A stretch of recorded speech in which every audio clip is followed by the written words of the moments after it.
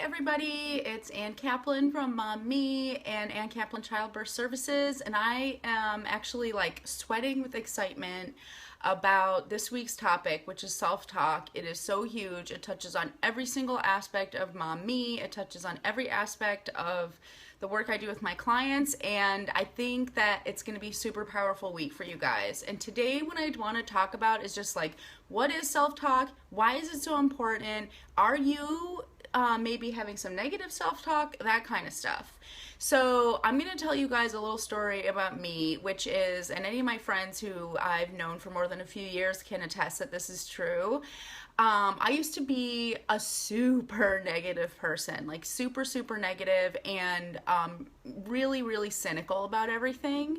But when people would call me out on it and say, like, God, you're so pessimistic, you're so cynical, like, why are you so self-deprecating or whatever, I'd just be like, I'm not being cynical. I'm not pessimistic. I'm just realistic. Like, I suck at this, or I'm never going to achieve this or that. Like, come on, let's call a spade a spade. Like, it's nothing, you know, it's nothing to be embarrassed about. I'm just terrible at such and such, or I'm never going to achieve this or that, you know. I'm just calling it like it is. I'm being realistic, not cynical, not negative, whatever. And meanwhile, what was going on in my mind was, you know, and I can tell you this from experience from working with other moms and pretty much just anybody, like if somebody's saying some negative stuff about themselves outside, out loud, what's going on for them inside their brain is probably a million times worse than what they're actually saying out loud. So maybe out loud I was saying like, oh, you know, I'm not that great at working out or something like that. And in my mind I was saying like, you're ugly, you're a loser, you're super lazy.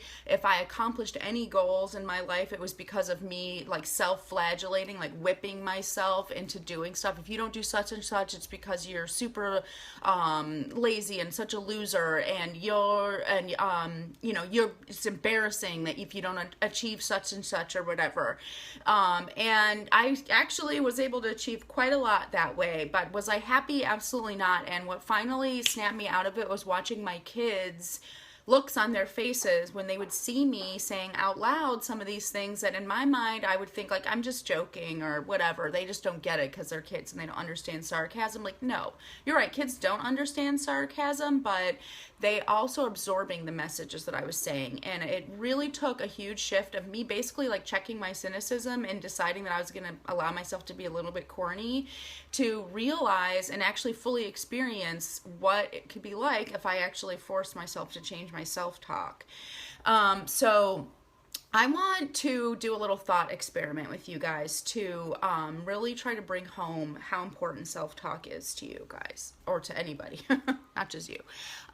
So I want you to imagine like the worst things that you say to yourself all day long that you're maybe don't want to admit out loud that you're saying to yourself, like, you know, what a loser you are, what a disappointment, you're so ugly, get yourself back together, look at your body, look at you, how crappy you are at your job, you're letting everyone down around you, you're failing your children, you know, what a shit mom you are.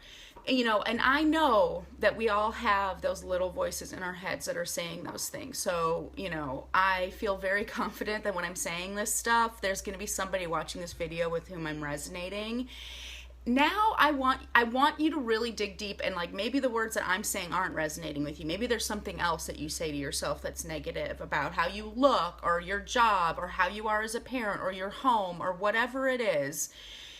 What are those things that you say to yourself? And now I want you to imagine that you are watching an adult coming down to a kid's level and looking that child in the eye and saying those things to that child. I want you to imagine an adult looking a child in the eye and saying, you're letting everyone down. You're such a disappointment. You never do anything right. What a terrible child you are.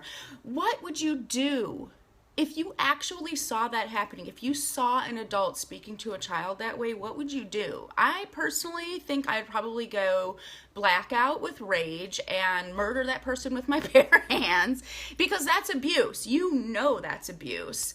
And I also want you to think, what chance does a child who's surrounded by that kind of talk, who's completely immersed in this kind of talk, what chance does that child have of growing up to be a strong, confident, happy person?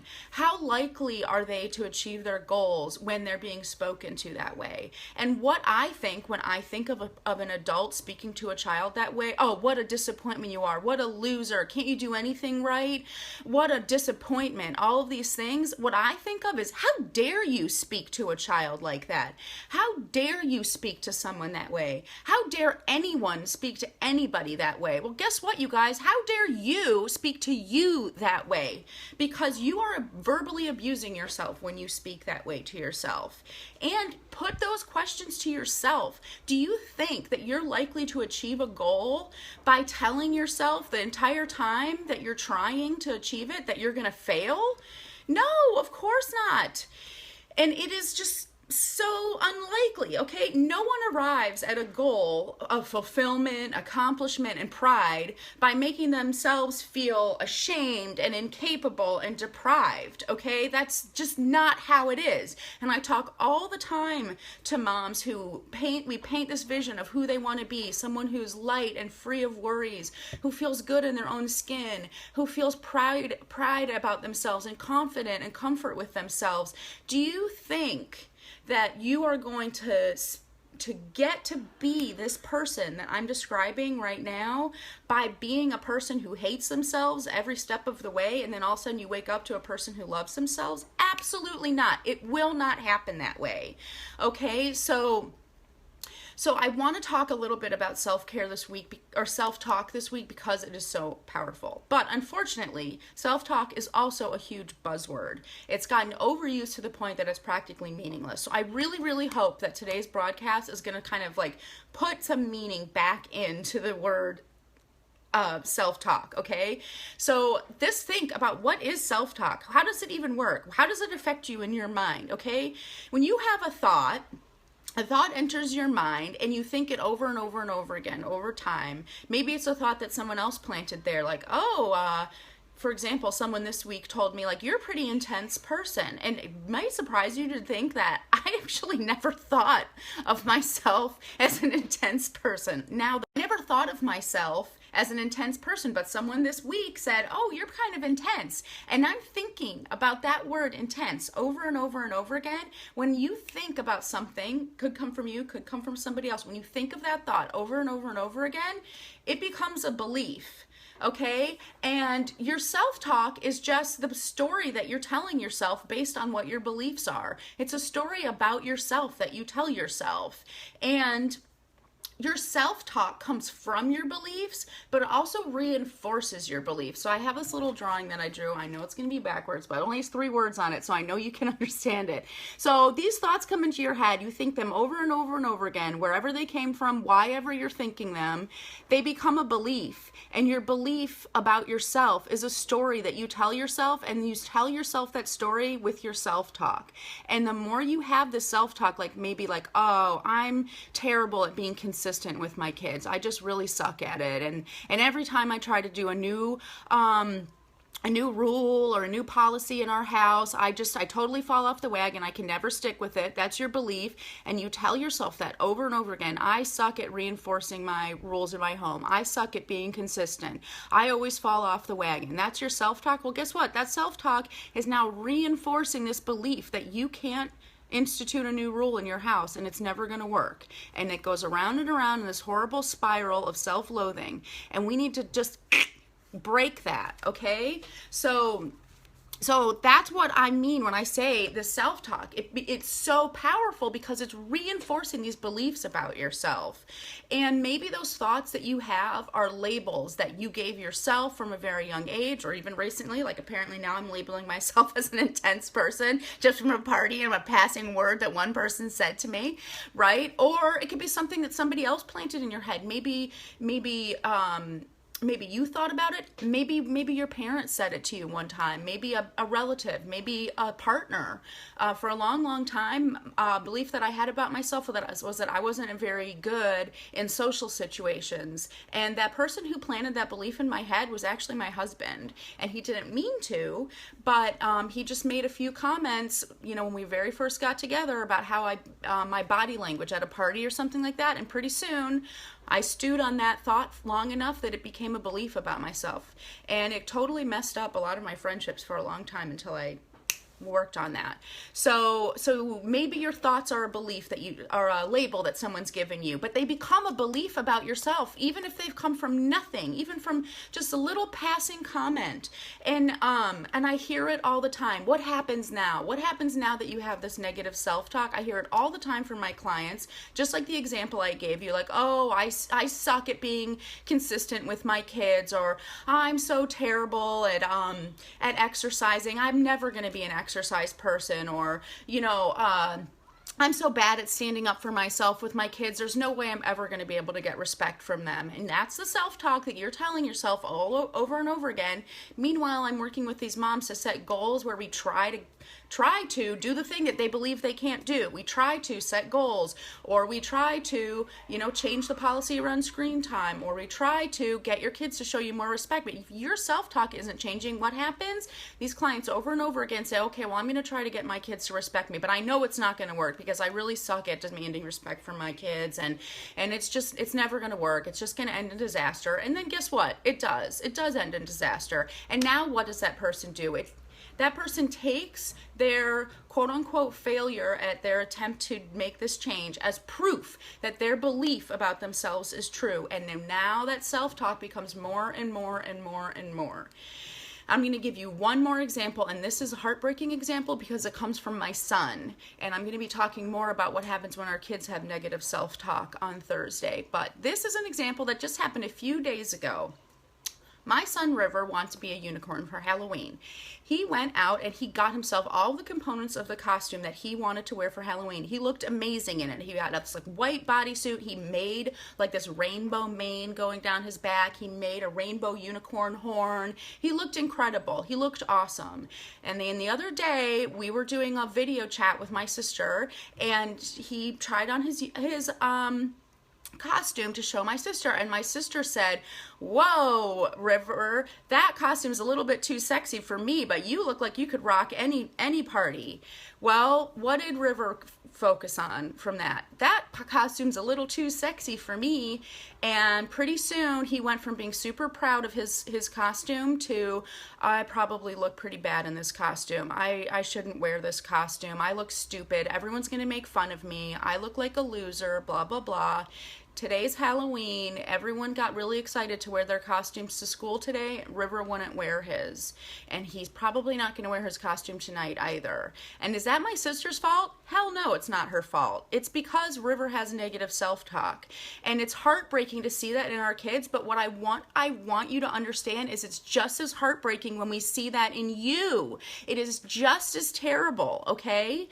So what I want to tell you is that you can change this stuff. This cycle can change, okay? So who created your beliefs? Who created your self-talk? You did it. So what does that mean? It means you create you. And if you create you, you can recreate you. It is possible for you to change the beliefs that are leading to this horrible self-talk cycle, okay? You can make that change. You create you, you can recreate you. Your beliefs are not permanent, okay? So how many times have you guys heard me say, change your focus to change your life? That's what we're talking about here. If you want to feel positively about yourself, if you want to achieve a goal, if you want to have a good belief about yourself, you need to change the way that you talk to yourself. And it's a chicken and egg thing, I know. What comes first, the belief or the self-talk? We need to start infusing that. And how I want you to do that today is a little first step, just to raise awareness of what your self-talk is like. I want you to play on yourself the trick that I just played on you. My tip for you in getting started is to, when you're saying something to yourself that you would not be okay with, looking your child in the eye and saying to him or her, stop it. Okay? If that thing is not okay to say to a kid, it's not okay to say to you either. You don't deserve that kind of abuse any more than an innocent child does, and that abuse is just as destructive and just as toxic to you as it is to any child. When we talk to ourselves, a lot of people that I work with believe this, and I can feel that it's true for me in my body anyway. My self-talk is me talking to my inner child, and there is no way that I would let anybody speak to my children the way that I have spoken to myself in the past. So I know that it's hard for us to value ourselves. I know that it's hard to break away from the self-flagellation that we've been conditioned to do every day in our society, and that's why imagining that you're speaking to somebody else that you value more than you value yourself, let's be honest, is what's going to help you make that change. I want you to think about, would you say that to a child? And if the answer is no, then how dare you say that to yourself? And you know that it's never going to end in something positive. It's not going to help you at all. In fact, your self-talk is the biggest reason why you feel like trying to make a change in your life is a massive slog and a huge struggle. And it's the other thing about your self-talk is it's the biggest reason why people quit when they're trying to make a change. It's the biggest reason why people give up in defeat, because the whole time you're striving to change, you're telling yourself, what, who are you kidding? This is never going to work. Give it up. Who do you think you are? Blah, blah, blah. No, it is totally okay for you to believe in a potentiality better than what you have today and strive for that. Who do you think you are? You're somebody worthy of happiness and health. And it's okay to want that, and it's okay to believe in that. The changes that you want to make are so possible, but they have to start with believing that they're possible. So when I posted this video, I said, who's listening? And I bet you thought I was going to say, your kids are listening. Don't talk bad about yourself because your kids are listening. Well, that's true, and you already know it. And it's obviously not making a difference. Otherwise, your self-talk would be better, wouldn't it? Who's listening is you. You're talking to yourself all day long, and you are immersing yourself in a story that you're telling about yourself. If your story is that you're a loser, you're going to be a freaking loser. If your story is that you are a badass mom who shows up every day for your kids, then that's who you're going to be. So what is your story? What is the story that you're listening to all day long? Because who's listening? It's you guys. If this is helpful to you, share it out. This is something that I'm clearly super passionate about. I'm a very intense person. Haha, that's my self-talk today. And I am super intense about this because it matters. It matters big time. And it is a linchpin on which all of my coaching depends. So share this out, comment, like it. And if you want more information about how to change this stuff for yourself, just comment below, because I'll send you the free audio recording of the Turning Your Mama Hustle into Family Harmony tele-seminar that I did a few weeks ago. It's been getting amazing reviews. I've been talking to so many moms about it. I know that this content is so powerful, and I want to get it in your ear holes. So comment and I'll send it to you today. All right, guys, have an amazing day. Happy Tuesday. Think about your self-talk, you guys. Bye.